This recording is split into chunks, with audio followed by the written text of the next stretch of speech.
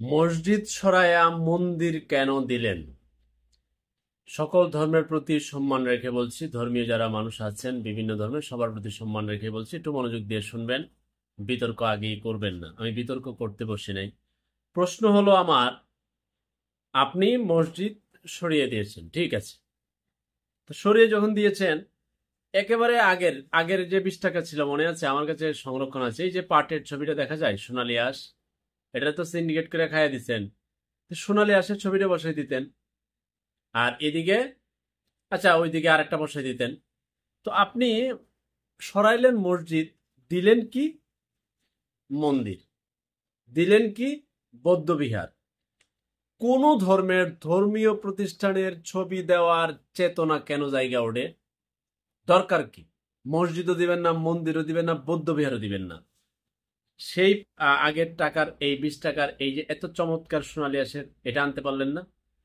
ও, কামরায় আপনারা না, চেতনাও কামরায় আপনারা দেন। সরকার বদল হবে, শাসক বদল হবে, আর চেতনা কামরায় কামরায় কামরায় হে এই টাকায় ওই ছবি বসাইবো, হে এইটা বসাইবো, মন মতো একটা আধিপত্য বিস্তার করব। এরপরে আবার পয়সাপাতি খরচ হইব, আরেকবার আরেকটা সরকার বদল হবে, ও আইসা ওর চেতনা বসাইবে। আর সকল বেদনা হচ্ছে জনগণের, কেরে কামরায়। এবং এই চেতনা জায়গা এই ধর্মীয় প্রতিষ্ঠানের ছবি টাকা কই কই যায় আপনি জানেন না? টাকা বিভিন্ন পল্লী মল্লিতে যায় না, খাটাস মাটাস জায়গার মধ্যে যায় না, লয়ে যায় না, জানেন তো? যাই না শুই না, টাকার মধ্যে ছবি ধর্মীয় প্রতিষ্ঠান কোন ধর্মের দিবেন না। না মন্দির দিবেন, না বৌদ্ধ বিহার দিবেন, না মসজিদ দিবেন, কোনটাই দেওয়ার দরকার নাই। প্রকৃতিকে অভাব আছে জীব বৈচিত্র্য। সোনালী আগের টাকার মান কত চমৎকার, আর এখন টাকাটা করছে কি লটারি টিকিট বানাইছে। বাচ্চারা যে খেলনা কেনে না, খেলনার ভিতরে খেলনা টাকা আছে, ওই খেলনা টাকার ডিজাইনের মনে এটা করছে।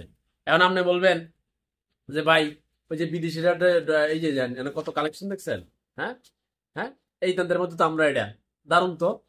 আরে ভাই, এই তন্ত্রের মতো আপনার টাকা কই যা, টাকা নষ্ট হয় কেমনে?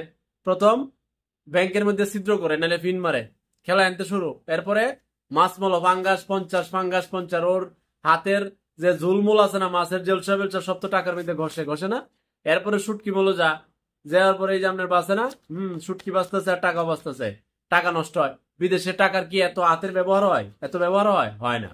ও আপনি বিদেশের টাকা, আর এটা তো বাংলাদেশে ভাই। এই দেশে তো শয়তান নাই, শয়তান কবে রিটায়ার করেছে। এনে মোটামুটি শয়তানের দায়িত্ব মানুষের নিয়ে নিছে, নিয়ে দেন না। শাসক পাল্টায়, শাসন পদ্ধতি আর পাল্টায় না। চান্দাবাজি, ধান্দাবাজি, দখলদারিত্ব, প্রতিহিংসার রাজনীতি, লুটপাট সব আগের মতো চলবে। লিখে রাখেন লাল কলমে নীল কালি দিয়া, কালাকালি দিলে আল্লাহ নীল কালি দিলেন। এখন নিশ্চিত থাকেন, এখন টাকা যে আপনারা এইভাবে পরিবর্তন করেন, চেতনা আপনার জায়গায় এই দেশের চেতনা মারাত্মক, নানান ধরনের চেতনা এসে জাগ্রত হয়। কিন্তু জনগণ কি চায়? জনগণও কম পুঙ্গা না, 500 টাকা বুট বেছে।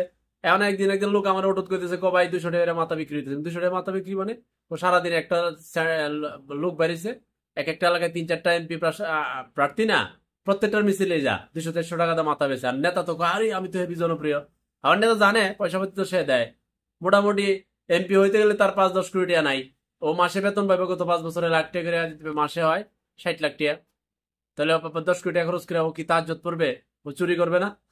চুরির সিস্টেমে নামাইছে না তো চুরি করবে না? 100%, 80% চুর বটপাররা এই দেশের আইন প্রণেতা, সংসদে যায় না। অস্বীকার করতে পারবেন? আগামী তো যার 20% রাখলাম, মহান নেতা আছে, মহান মানুষ আছে, সংখ্যায় কম আর কি। কিন্তু 80% চুরটা এদের সাথে পারে না, হেরা করে দেশের আইন। আর এই আইনের অধীনে আমরা পড়ছি, অসুবিধা নাই। আপনারা জনগণ আছেন, আমিও জনগণ। তো আমার কোনো নেতা কোনো টাইম নেই, রাজনৈতিক দলের পিছনে ধান্দাবাজির টাইম নেই, চান্দাবাজিরও টাইম নেই, ওদের পিছনে গোলামি করে পয়সা কামানোর টাইম নেই। আমরা কামলা দিয়ে চলে, আমাদের পয়সার জন্য আল্লাহবাক সিস্টেম চালু করছে।